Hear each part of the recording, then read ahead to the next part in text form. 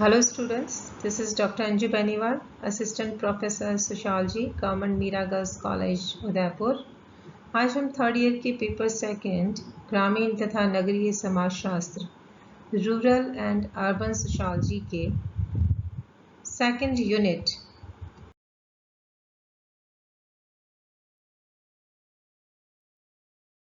नगरीय समाज की लाक्षणिक विशेषताएं हैं उस यूनिट की स्टडी करेंगे और इसके अंदर हमने ग्रामीण समाज की लाक्षणिक विशेषताएं जो है उसके बारे में पहले के वीडियो में पढ़ चुके हैं।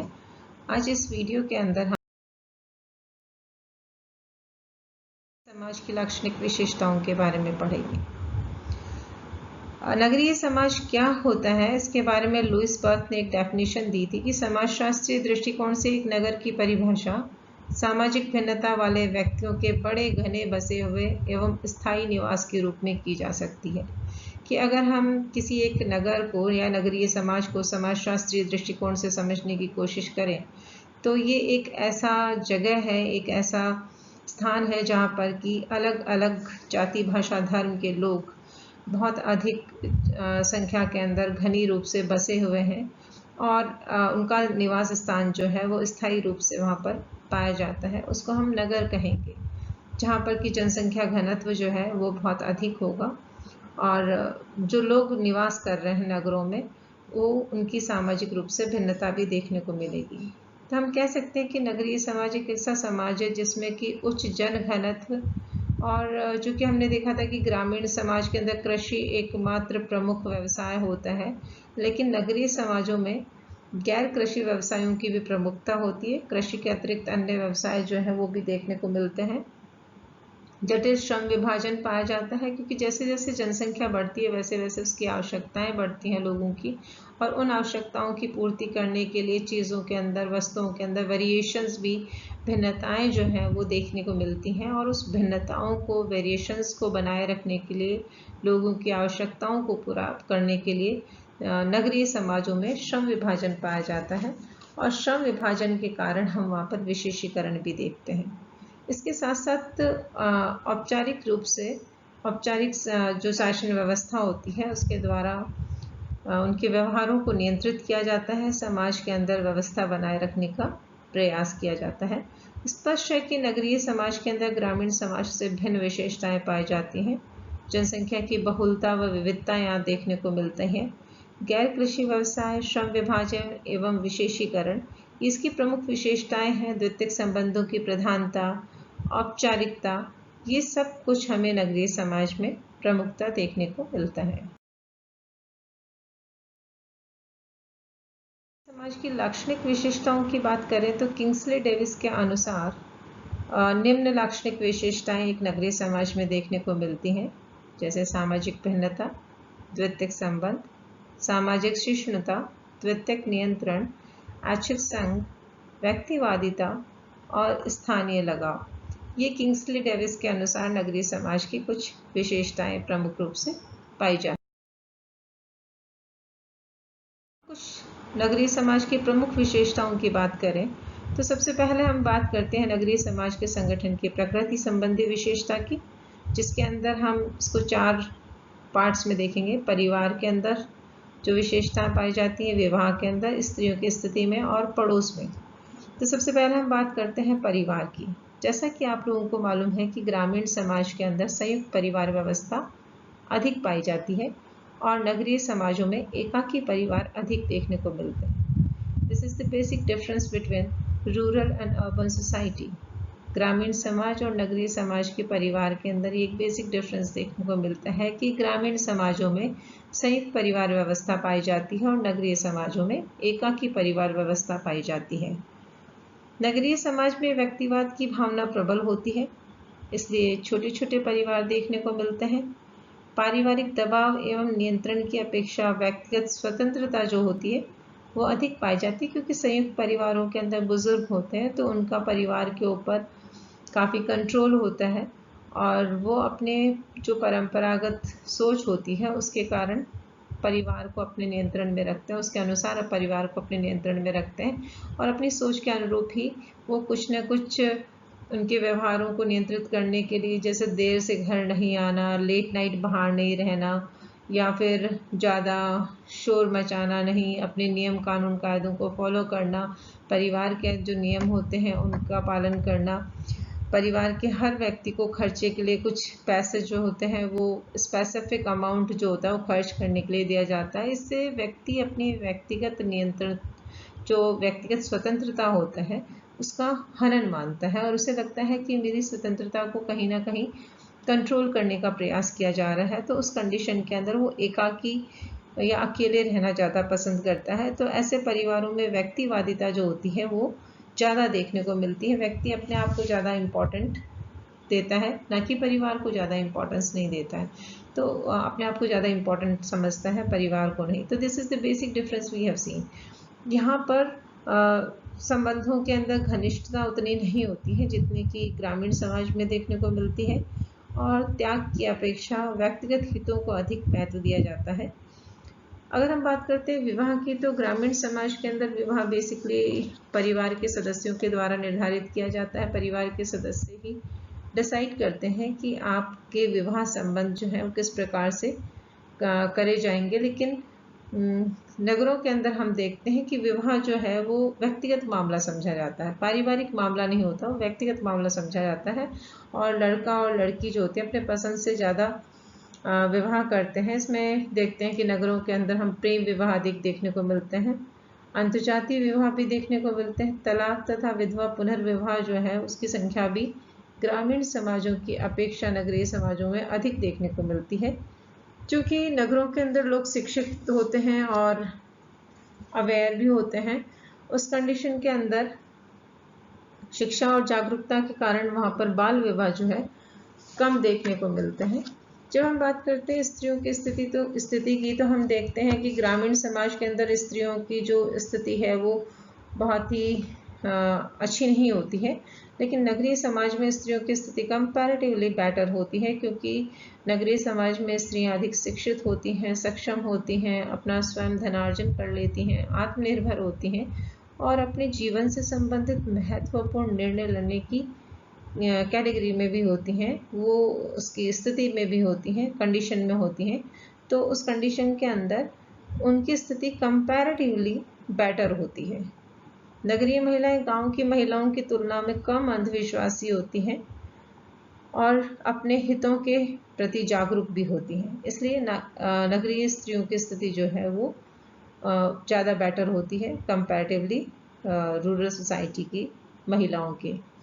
जब हम बात करते हैं पड़ोस की, तो नगरीय समाज में पड़ोस अधिक महत्वपूर्ण नहीं माना जाता, अधिक महत्वपूर्ण होता भी नहीं है, क्योंकि हमें पता ही नहीं होता कि हमारे पड़ोस में कौन रह रहा है। कई बार हाँ, हमारे पड़ोस में कोई दुर्घटना भी घटित हो जाती है और हम उसके बारे में जानकारी भी नहीं रख पाते हैं। वो जब हमारे सामने कुछ चीज़ें आती हैं तब हमें पता चलता है कि हमारे पड़ोस में क्या घटित हो रहा था। जबकि गांव के अंदर न केवल पड़ोस बल्कि आपके गांव के अंदर किसी भी परिवार के बारे में अगर आप कोई जानकारी चाहेंगे तो हर व्यक्ति उसके परिवार के सभी सदस्यों के बारे में जानकारी रखता है, जो कि नगरीय समाज में नहीं होता है। क्योंकि नगरीय समाज की जो लाइफस्टाइल होती है वो इतनी बिजी होती है कि किसी भी व्यक्ति के पास इतनी फुर्सत नहीं होती कि वो अपने अतिरिक्त किसी और व्यक्ति के बारे में ज़्यादा जानकारी प्राप्त कर सके, क्योंकि वहाँ पर संबंध जो होते हैं वो बहुत ही औपचारिक संबंध पाए जाते हैं। सामाजिक संस्तरण की बात करते हैं तो नगरीय समाज में जाति इतनी अधिक महत्वपूर्ण नहीं होती। नगरीय समाजों में वर्ग व्यवस्था देखने को मिलती है, जो कि उच्च वर्ग, मध्यम वर्ग और निम्न वर्ग के रूप में देखी जाती है। वर्ग व्यवस्था जो होती है उसके अंदर जो विषमता होती है वो आर्थिक आधार पर होती। यहाँ एक तरफ श्रमिक या मजदूर वर्ग होता है, दूसरी तरफ पूंजीपति वर्ग होता है। और बोगार्डिस कहते हैं कि अत्यधिक विशेषताएं जो हैं, अत्यधिक वर्ग विशेषताएं नगर का लक्षण है। जितनी की वर्ग विषमता है वो या वर्ग आधारित जो विशेषताएं हैं वो नगर का ही कैरेक्टरिस्टिक है। नगरों में वर्ग विषमता का प्रभाव होता है, आए दिन मालिक और मजदूर के बीच में संघर्ष देखने को मिलते हैं। इसलिए सामाजिक संस्तरण जो होता है वो आर्थिक आधार पर होता है, ना कि जाति के आधार पर। सामाजिक नियंत्रण संबंधी विशेषता की अगर हम बात करें तो नगरीय समाजों में सामाजिक नियंत्रण के साधनों के प्रकारों व प्रकृति में अंतर पाया जाता है। जैसा कि गांव के अंदर देखा था, ग्रामीण समाज में हमने देखा था, तो वहाँ सामाजिक नियंत्रण जो था वो अनौपचारिक प्रकार का होता है। हमारी प्रथाएं, परंपराएं, रीति रिवाज जो है वही हमारे सामाजिक संबंधों को नियंत्रित करने का कार्य कर लेते हैं। वहाँ औपचारिक साधनों का इतना प्रभाव देखने को नहीं मिलता, लेकिन नगरों के अंदर समाज में नियंत्रण बनाए रखने के लिए औपचारिक साधनों जैसे कि पुलिस, जेल, कानून, न्यायालय, सरकार, संविधान और द्वितीयक समूह आदि का सहारा लिया जाता है। नगरीय समाज अपरिचित लोगों का क्षेत्र है। भीड़ भाड़ युक्त वातावरण में वहाँ कोई किसी की परवाह नहीं करता। यहाँ नगरवासी जब भी चाहे अपरिचितों के सागर में विलीन होकर किसी प्राथमिक समूह के कठोर नियंत्रण से बच सकता है। नगरीय समाज में सामाजिक नियंत्रण संबंधी शिथिलता के कारण तुलनात्मक दृष्टि से आदर्श शून्यता की स्थिति सामान्यतः देखने को मिलती है कि अगर सामाजिक नियंत्रण जो है उसमें शिथिलता हमें देखने को मिलता है। जो परिवार के द्वारा जो नियंत्रण होता है वो इतना कठोर नहीं हो पाता, जिसके कारण आदर्श शून्यता की जो स्थिति है यानी व्यवहार के विचलित हो जाने की जो स्थिति है वो ज़्यादा देखने को मिलती है। सामाजिक संबंधों संबंधी विशेषता। नगरीय समाज व्यक्तिगत संबंधों की अपेक्षा अव्यक्तिगत संबंधों को प्रधानता देता है। नगरीय समाज में जनसंख्या की अधिकता के कारण व्यक्तिगत संपर्क का अभाव पाया जाता है। वहाँ व्यक्ति को महत्व नहीं दिया जाता। नगरीय जीवन एक मशीनी जीवन होता है जहाँ पर कि अप्रत्यक्ष, औपचारिक, अव्यक्तिक और द्वितीयक संबंध पाए जाते हैं, क्योंकि व्यक्ति खुद एक मशीन बन जाता है। सुबह से शाम तक रोजी की तलाश में जब दौड़ता है तो संघर्ष इतना अधिक होता है कि वहाँ के जो संबंध होते हैं वो प्राथमिक संबंध न होकर द्वितीयक संबंध हो जाते हैं, औपचारिक संबंध होते हैं और अप्रत्यक्ष संबंध होते हैं। नगरीय समाज में प्रमुखतः द्वितीयक संबंधों की प्रधानता अधिक पाई जाती है, यानी संबंधों में घनिष्ठता का अभाव देखने को मिलता है।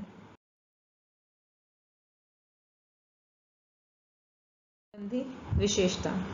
नगरीय समाज में श्रम विभाजन एवं विशेषीकरण के कारण द्वितीयक एवं अप्रत्यक्ष सहयोग पाया जाता है। नगरीय समाज में धन एवं काम का अधिक महत्व होने के कारण व्यक्ति अपनी स्थिति को, आर्थिक स्थिति को ऊंचा उठाने के लिए प्रतिस्पर्धा करता है। कंपटीशन पाया जाता है, जबरदस्त संघर्ष पाया जाता है, प्रतिस्पर्धा पाई जाती है। और नगरीय समाज में अप्रत्यक्ष संघर्ष अधिक पाया जाता है। डायरेक्टली कोई नहीं दिखता कि आपसे कंपटीशन कर रहा है, लेकिन इनडायरेक्टली हर व्यक्ति के बीच में एक कंपटीशन, एक प्रतिस्पर्धा, एक संघर्ष देखने को मिलता है। अतः वहाँ सामाजिक संघर्ष एवं शीत युद्ध की स्थिति अधिक देखने को मिलती है। नगरों में सहिष्णुता अधिक पाई जाती है। जाति, भाषा, धर्म के आधार पर एक्सेप्टेबिलिटी जो होती है, जाति, भाषा, धर्म के आधार पर सभी व्यक्ति एक दूसरे को एक्सेप्ट करते हैं, स्वीकार करते हैं, तो वो स्वीकृति जो होती है वो अधिक देखने को मिलती है।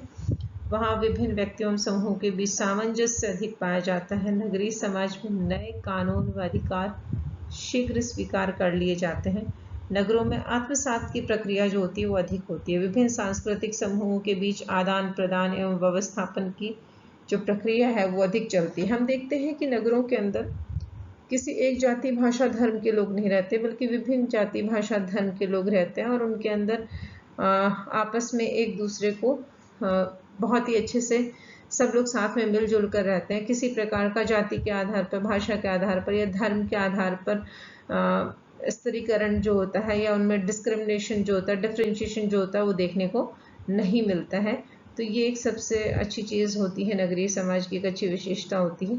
सामाजिक दृष्टिकोण संबंधी विशेषता। अगर हम सामाजिक दृष्टिकोण की बात करें तो सामाजिक विघटन यहाँ पर अधिक देखने को मिलता है, क्योंकि जनसंख्या अधिक है और संघर्ष अधिक है। जीवन के लिए संघर्ष, अर्थ यानी पैसा कमाने के लिए संघर्ष। तो उस कंडीशन के अंदर सामाजिक विघटन या अपराध जो है वो अधिक नगरों के अंदर देखने को मिलते हैं। लोगों के अंदर नगरीय समाज में श्रम को अधिक महत्व दिया जाता है।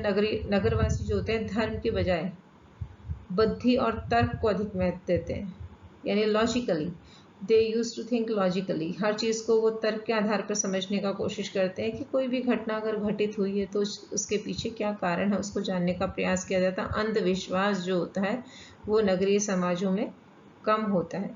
लोग जो हैं हर जो कुछ भी घटना घटित हो रही है तो उसके पीछे किसी तर्क को समझने को, तर्क के द्वारा उसको समझाने का प्रयास करते हैं।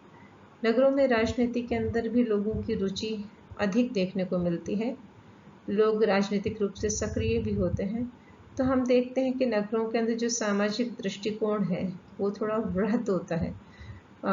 थोड़ा ब्रॉड एस्पेक्ट को लेकर वो चलते हैं। सामाजिक गतिशीलता संबंधी विशेषता। नगरीय समाज गतिशीलता का प्रतीक है। नगरीय समाज के लोग साहसी होते हैं और किसी भी प्रकार का जोखिम उठाने के लिए तैयार रहते हैं। गांव के अंदर किसी भी परिवर्तन को, ग्रामीण समाज में किसी भी परिवर्तन को इतनी आसानी से स्वीकार नहीं किया जाता, लेकिन नगरीय समाज में किसी भी परिवर्तन को लोग आसानी से स्वीकार करने के लिए तैयार रहते हैं। वो किसी भी प्रकार के जो जोखिम होता है अपनी लाइफ के अंदर, उसको उठाने के लिए भी तैयार होते हैं। वे नवीनता, विकास एवं प्रगति के लिए एक स्थान से दूसरे स्थान पर गमन करने के लिए भी तैयार रहते हैं। माइग्रेशन जो होता है वो भी इजी माइग्रेशन होता है। Easily they use to move from one place to another. एक जगह से दूसरी जगह पर, अगर चाहे वो पैसा कमाने के लिए जाना हो या शिक्षा अर्जित करने के लिए जाना हो, वो एक स्थान से दूसरे स्थान पर आसानी से चले जाते हैं। उनके लिए प्रोग्रेस जो होता है, प्रगति जो होती है वो बहुत इम्पॉर्टेंट होती है। वो अपने करियर को लेकर बहुत ज़्यादा अवेयर होते हैं और पैसा कमाने के लिए भी बहुत एफर्ट्स करने के लिए भी तैयार होते हैं।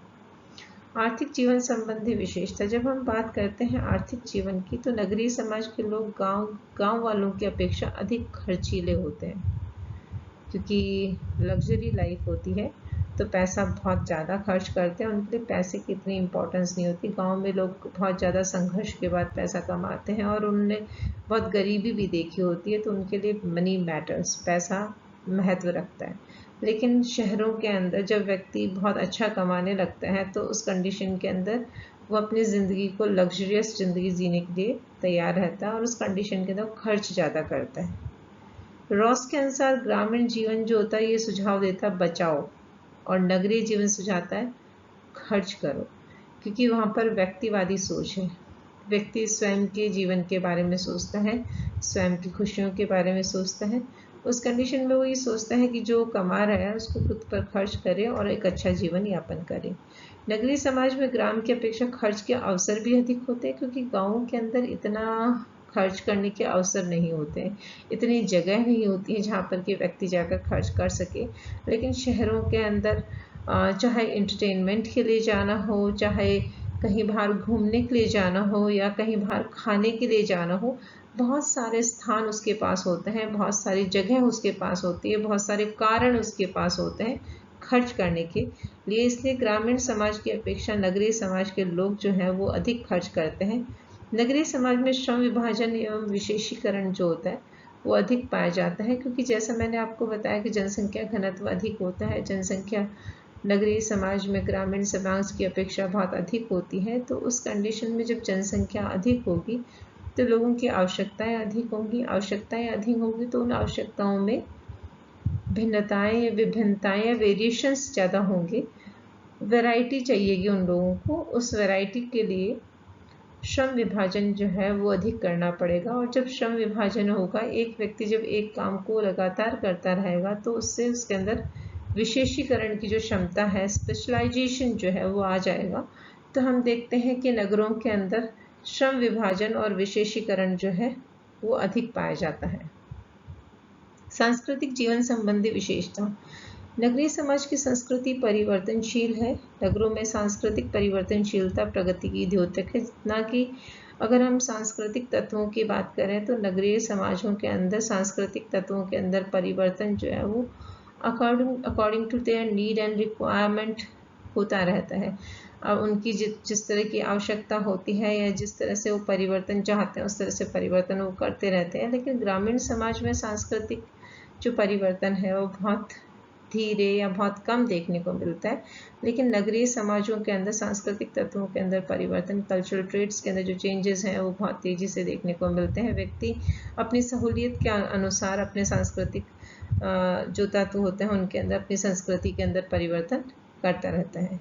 सामाजिक विघटन संबंधी विशेषता। नगरीय समाज में व्यक्ति मानसिक संघर्ष व निराशा से पीड़ित है, क्योंकि वो मशीन बन जाता है, मशीन की तरह सुबह से शाम तक काम करता है और पैसा जो है वो बहुत अधिक महत्वपूर्ण होता है। इस कंडीशन के अंदर व्यक्ति जो है एक मानसिक संघर्ष से जूझता है जैसे जैसे जनसंख्या बढ़ती है वैसे वैसे बेरोजगारी और गरीबी भी बढ़ती है, और बेरोजगारी और गरीबी बढ़ती है तो उस कंडीशन में आत्महत्याएं, चोरी, डकैती, बलात्कार, विवाह विच्छेद, पृथक्करण, ये सारी की सारी घटनाएं भी नगरों के अंदर देखने को मिलती है। तो हम कह सकते हैं कि नगरीय समाज में अपराध व बाल अपराध गांव की अपेक्षा अधिक पाए जाते हैं। तो सामाजिक विघटन जो है वो नगरीय समाजों में अधिक देखने को मिलता है। मनोवैज्ञानिक विशेषता, नगरीय समाज में व्यक्तिवादी भावना अधिक होती है। वहाँ व्यक्ति सामूहिकता के स्थान पर व्यक्तिगत हितों को अधिक महत्व देते हैं, क्योंकि इंडिविजुअलिटी जो होती है वो ज़्यादा देखने को मिलता है। समाज के अंदर या समूह के अंदर क्या हो रहा है, या समाज या समूह उसके लिए इतना इम्पोर्टेंट नहीं होता जितना कि स्वयं खुद अपने लिए इम्पोर्टेंट होता है। तो व्यक्तिवादी भावना जो है वो अधिक देखने को मिलती है। मैं और मेरा, इस कंसेप्ट पे लोग ज़्यादा चलते हैं, हम की भावना कम पाई जाती है।